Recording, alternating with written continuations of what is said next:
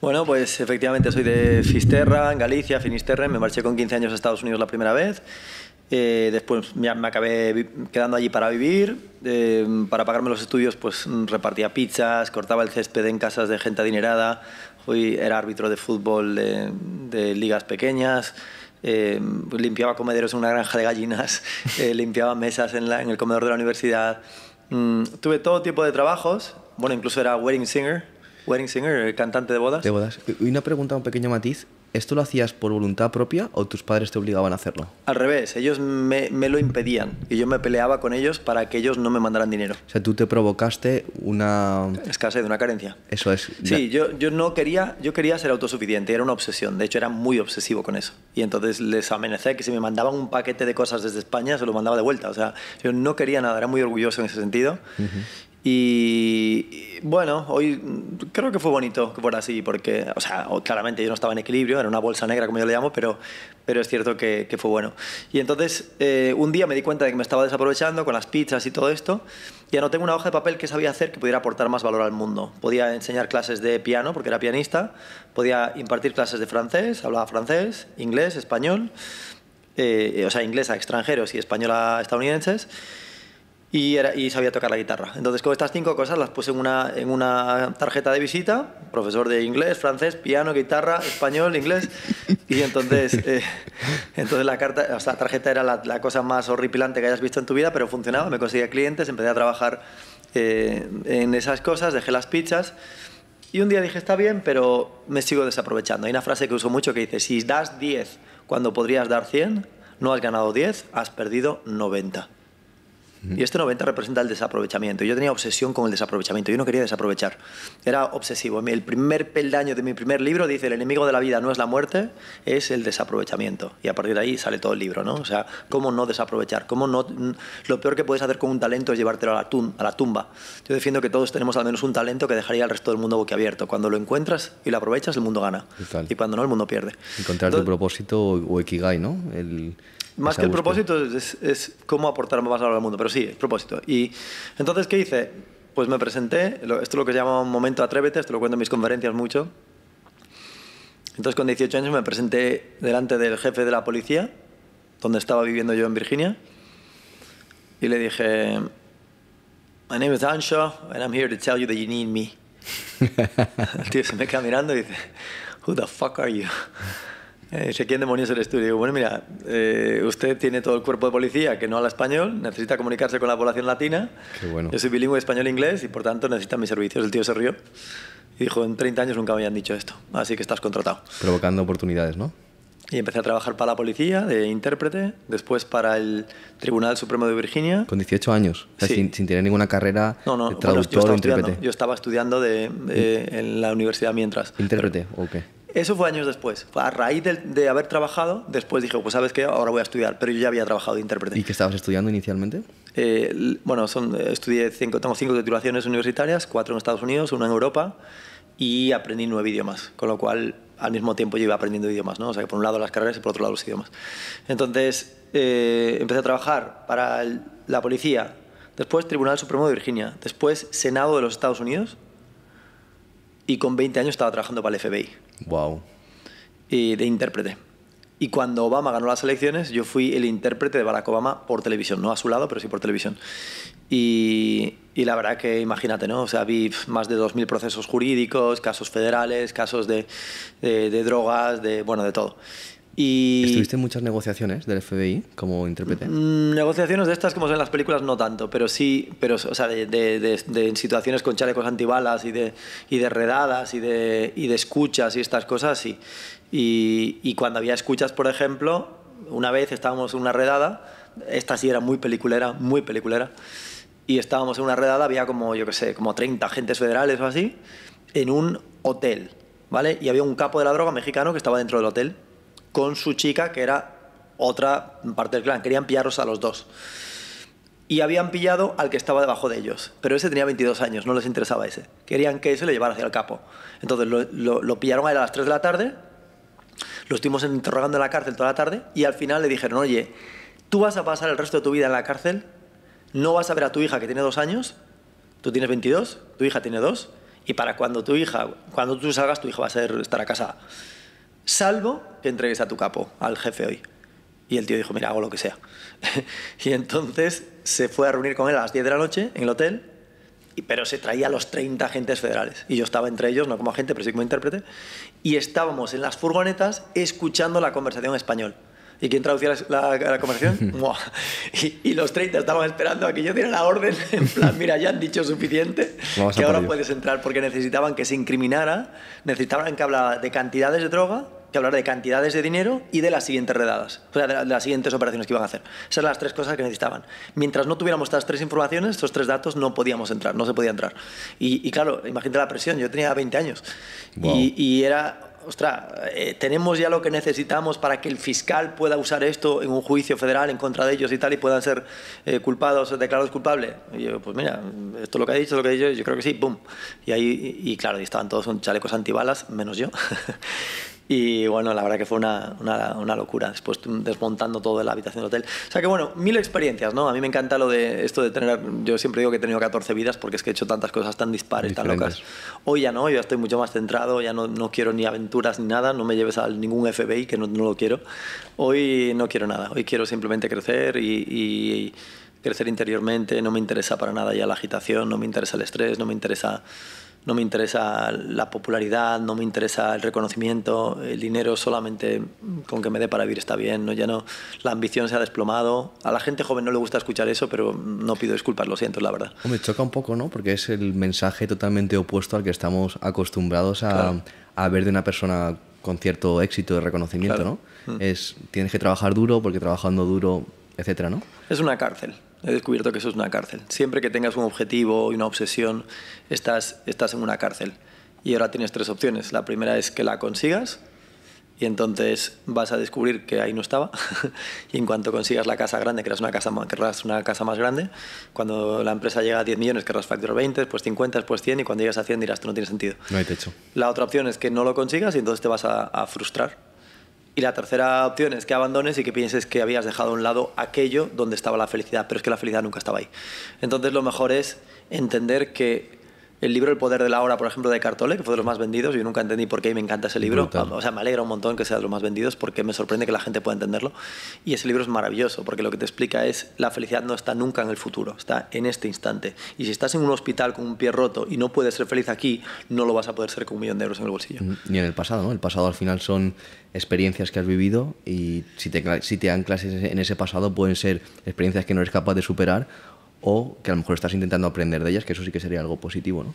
Sí, pero son dos losas. Es la losa de los lamentos, esto mira al pasado, y la losa de la preocupación, y eso mira al futuro. Yo era adicto a la preocupación, por ejemplo, me despertaba preocupado, comía preocupado, dormía preocupado. Y a día de hoy no, a día de hoy hay veces que me duermo y sí me preocupo, pero en general si estás despierto, estás alerta, curiosamente se está más despierto cuando los ojos están cerrados, pero si estás atento y alerta, entonces no te enganchas a la preocupación. Oye, que hay que ir al hospital, se va al hospital. Que la empresa ha quebrado. Que esta persona te ha traicionado, está bien, le mandas mucho amor. Y cuando consigues hacer esto, que no es fácil y lleva mucho entrenamiento, entonces te das cuenta de que esas cárceles se van deshaciendo. Ya no eres víctima de necesitar un reconocimiento público, una cantidad de dinero, un objetivo dentro de la empresa, porque todo eso es completamente temporal y pasajero. El éxito siempre llega con una fecha de caducidad y nadie lo piensa. Los actores de cine, el 99% ni vuelves a escuchar de ellos. De hecho, una cifra mucho más alta. Entonces, el éxito siempre es pasajero. E incluso aquellos que son actores de cine toda su vida y tienen éxito, normalmente tienen vidas rotas. ¿Por qué? Porque ahí no estaba. Entonces, lo que vas descubriendo, lo que conté en mi último libro, es cómo mantener el péndulo quieto por dentro, independientemente de lo que suceda por fuera. Y el péndulo representa la agitación. Cuando el péndulo está quieto hay paz y cuando no, hay guerra. Estar siempre equilibrado, ¿no? Un poco el resumen de lo que acabas de comentar. ¿Cuál era tu propósito inicial cuando empezaste a emprender? Bueno, ahí sí tenía un propósito muy grande, que era yo quería revolucionar la enseñanza de idiomas en el mundo, nada menos, ¿no? Me había dedicado toda la vida a aprender idiomas, 9 idiomas. Bueno, realmente aprendí como 12 o 13, pero que hable bien solamente 9. Solamente, ¿no? Solamente. y entonces le dediqué mucho tiempo a entender cómo el cerebro aprende idiomas, a entender cómo podemos retener, por qué unas personas aprenden más rápido que otras, qué hay que hacer para no tener que invertir 5 años en aprender un idioma y no conseguirlo. Entonces le dediqué mucho tiempo. Dudo que haya mucha gente que le haya dedicado más tiempo que yo a cómo el cerebro aprende idiomas. Y esto lo aprendí en Estados Unidos, lo aprendí cuando estudié en Bruselas, en Europa. Después me voy a trabajar a la ONU en Ginebra, en Suiza, y ahí seguía con los idiomas. Después me fui a China, aprendí el chino, me fui a Ucrania, a Rusia. Y vi la mala noticia es que en España los idiomas se enseñan mal. Totalmente. ¿Vale? La buena es que en el resto del mundo también. Sí, pero ¿cuál es tu teoría por la cual todo el mundo en el norte de Europa habla muchísimo mejor el inglés o cualquier idioma que en el sur de Europa? Sí, bueno, no voy a entrar tanto en ese debate porque son muy recurrentes, pero sí, básicamente es que ellos tienen una fonética más amplia, punto número 1. Punto número 2, ven las películas en versión original. Y punto número 3, el nivel de exposición es mayor, ¿no? Y después la típica que se dice es que los españoles tenemos vergüenza para hablar y tal, ¿no? Estas conversaciones ya las he tenido muchas veces, no suelo escapar de ellas, pero sí te diré una cosa, y es, si das con la metodología adecuada y sigues unos principios que yo conozco y que llevo investigando toda la vida y se respetan estos principios, todo el mundo aprende, incluso gente de más de 70 años. Tenemos una alumna de 98 años, wow. Charito. Y va más lenta, es verdad que los tiempos no se cumplen de la misma manera, pero se puede aprender. Y la clave está en no aprendas la paja. ¿Qué es la paja? Lo superfluo. Entonces, cuando vas directo al grano, con la información útil, por ejemplo, ¿qué hicimos en 8 belts? 8 belts se llama así porque son 8 cinturones. Esto significa que es como las artes marciales. Empiezas en el cinturón 1 y vas avanzando hasta el 8. Y el 1 es un núcleo como si fuera un sol muy, muy, muy rojo. El 2 sería como un naranja oscuro, el 3 un amarillo oscuro, el 4 un amarillo claro y así va bajando hasta el blanco. Cuando das con la órbita central, que es donde el sol es muy rojo, muy rojo, muy rojo, esa información la tienes que saber como la palma de tu mano, por eso llamamos ese sol rojo, ¿no? Esos son los proverbios principales, ¿no? Bueno, sí, le llamamos peldaños, sí. Ahora le llamamos peldaños. Hace años le llamábamos proverbios, vale. Sí. Por contextualizar, yo estudié chino en 8 belts, que antes te lo he contado fuera de cámaras, y era espectacular cómo gamificabais toda la plataforma. Si entrabas 5 días seguidos, se ponía, pues empezaba a estar todo soleado, y si llevabas 15 días sin entrar, entrabas y estaba con truenos, con lluvia. Sí. Era brutal, a mí me encantaba. Qué y bueno. Luego las subidas de nivel con cinturones como si fueras un judoka o un karateka, estaba increíble. Qué bonito, bueno, sí, me alegra mucho y qué bonito que tú hayas podido estudiar el chino con nosotros. David Bisbal, por ejemplo, empezó con el inglés, se puso con el chino, mantenía conversaciones de chino conmigo de una hora, mantiene conversaciones de una hora conmigo. ¿De chino? De chino. ¿En serio? De chino. O sea, David Bisbal es un crack, o sea, no falla un día, súper. Y después se puso con el francés, o sea, se puso a aprender con nosotros inglés, chino y francés. Y la verdad que la plataforma de 8 belts es bastante revolucionaria, es muy revolucionaria. Y hay unos principios que si se siguen, por ejemplo, para que lo entiendas, cualquier alumno coge un libro de texto de inglés o de otro idioma y se pone a aprender todas las partes del cuerpo, todas las frutas, todas las verduras, todas las prendas de vestir, los animales, los colores. Esa es la peor manera de aprender un idioma. ¿Qué hicimos nosotros? En lugar de coger campos enteros, es seleccionar lo más útil de cada campo. Por ejemplo, codo y ojos son 2 partes del cuerpo humano. Codo no vale para nada, ojos tiene un poquito más de utilidad. Entonces aprende primero ojos y ya aprenderás codos cuando llegue el momento. Los principales. Y al hacerlo, lo que estamos haciendo es jerarquizando la información. Hay una información que se usa con mucha frecuencia, esto sube en el ranking, y hay una información que se usa con muy poquita frecuencia, esto baja en el ranking. Y le hemos dado un ranking matemático a cada palabra que compone el idioma. Esto era algo que nunca se había hecho en la historia. Nos llevó muchos años, era como descifrar el genoma humano, sufres una vez, pero ahora lo tienes para toda la vida. Y eso fue lo que nosotros hicimos. Al final tiene mucho que ver, perdón que te interrumpa, con las decisiones que toma un empresario, ¿no? Al final tienes que diferenciar lo importante de lo urgente. Sí. Y es un poco esto lo que estás contando.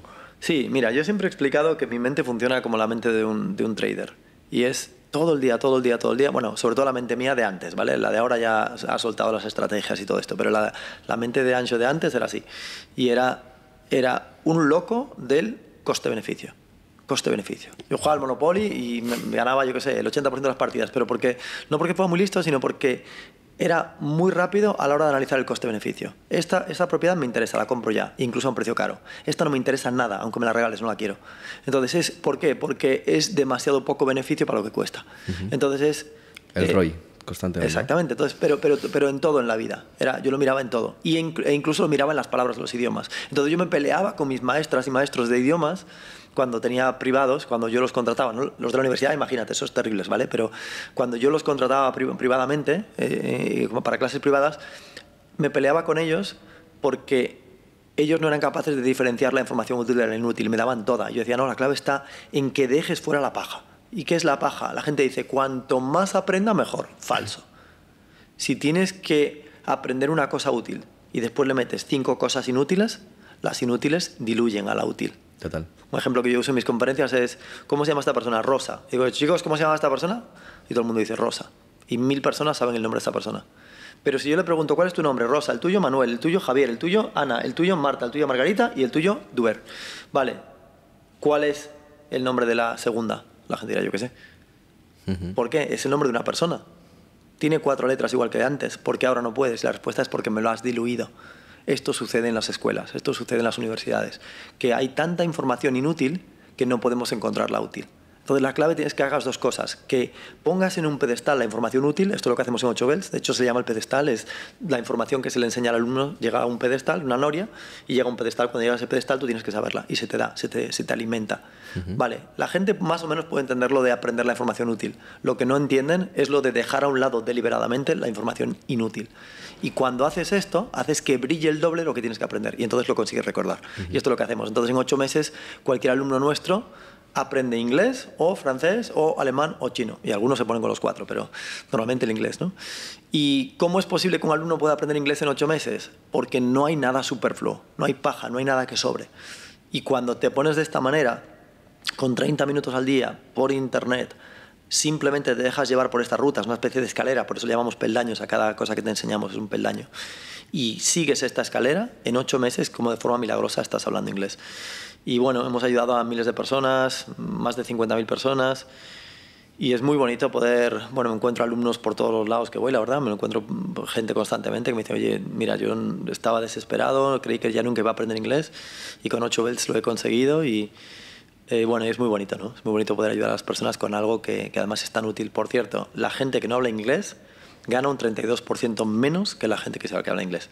Con lo cual, si alguien quiere ganar más dinero, lo primero que tienes que hacer es invierte en el inglés. No hay excusas para que en el siglo XXI, existiendo un método como 8 Bells, no estés hablando inglés. Y eso si trabajas por cuenta ajena, pero trabajando por cuenta propia, intentando montar un proyecto, las posibilidades de expansión y de crecimiento se reducen, bueno, no sé se el reducen, dato. no, se multiplican. ¿Perdona? Bueno, que en el que habla o el que no habla.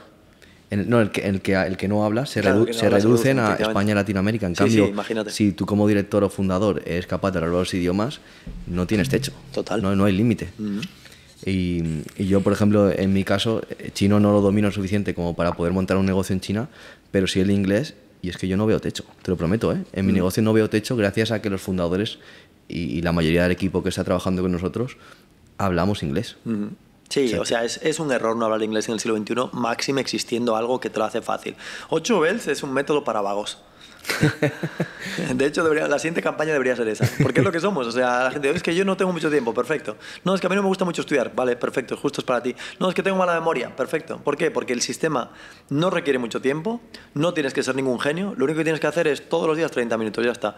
Y en esos 30 minutos, que no es nada para el premio, en esos 30 minutos tú inviertes 8 meses de tu vida, 30 minutos, y disfrutas de ello el resto de tu vida. Y esto te va a abrir un montón de puertas como lo que acabas de decir. ¿Cómo fue tu salto de pasar de trabajar por cuenta ajena a decidir montar tu propio proyecto con todo lo que ello conlleva, ¿no? Pues, por ejemplo, dejar al lado la zona de confort de tener un sueldo todos los meses, dejar la tranquilidad y la estabilidad de pertenecer a una, pues la Unión Europea, has mencionado, ¿no? Ser funcionario de... La ONU. O la ONU, perdona. A pasar a, voy a tomar riesgo, voy a emprender por mi propia cuenta, creo un método, confío en él y voy a jugármela, supongo que mis ahorros y los de tu gente cercana a lo mejor, ¿no? No, los míos solos, pero eran todos. Bueno, yo realmente nunca fui trabajador por cuenta ajena. En Estados Unidos, cuando tenía esa tarjeta de visita y que tenía gente a la que le daba clase, eran mis clientes. Cuando era intérprete para el FBI y todo esto, seguía siendo autónomo. Ellos me contrataban, pero yo no estaba en un contrato, era por cuenta propia porque yo era mi propio jefe. En la ONU sí estuve por cuenta ajena, pero fue solamente 1 año y medio de mi vida. Y para más colmo, esto no lo sabes, cuando estaba en la ONU, yo tocaba el piano en un piano bar, ¿vale? Y me contrataban para hacerlo. Pero era por hobby, era porque yo quería tocar. Y cantaba y todo, ¿no? Y entonces un día, y encima yo había aprendido a bailar swing en Estados Unidos. El bar, me acuerdo del bar, se llamaba el Alambar, como la Alhambra, pero en francés era l'Alambar, ¿no? Como la Alhambra, que para ellos suena igual, ¿vale? No sé si seguirá este bar, esto era en Ginebra, en Suiza. Y entonces yo estaba bailando swing, cantando y tocando el piano. Entonces viene una chica y dice, mira, te he visto cantar, te he visto tocar y tengo algo para ti, no sé si te va a interesar. Y dije yo, la respuesta es sí, ahora me cuenta lo que es. Y me dijo, pues van a rodar una película en Suiza, una producción suizo-canadiense, necesitan actores y a lo mejor puedes encajar en unos papeles. Y yo conozco al director. Y dije yo, dime dónde hay que firmar. Pues nada, tienes que ir al casting a ver qué pasa. Fui al casting, dije yo de cabeza, ¿no? Entonces yo fui de cabeza. Voy al casting, no me preparé la escaleta, no me preparé el guión y dije, mira, fui allí y le dije la verdad, dije, mira, no estoy preparado, tío. Si me dejas una hora, si me dejas unas horas más, me lo preparo. Y dice, pues mira, justo han cancelado para las 8 de la tarde, pero esta vez no falles y apréndete el guión.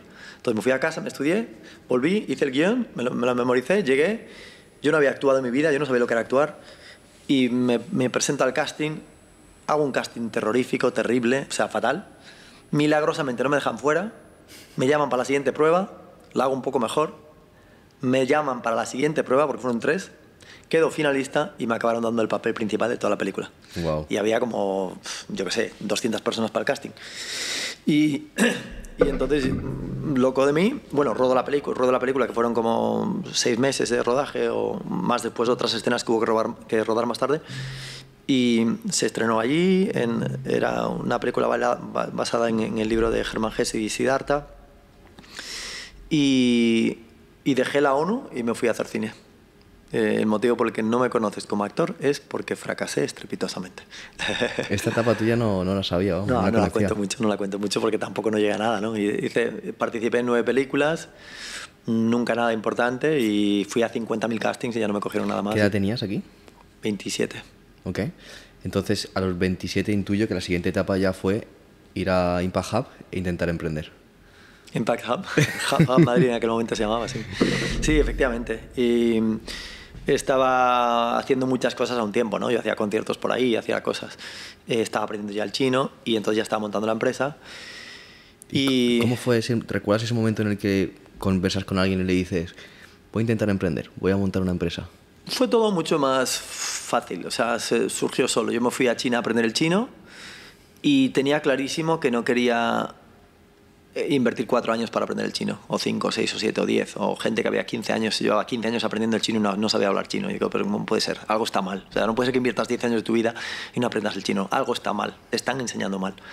Y entonces me puse a investigar cómo conseguir aprender mucho más en mucho menos tiempo.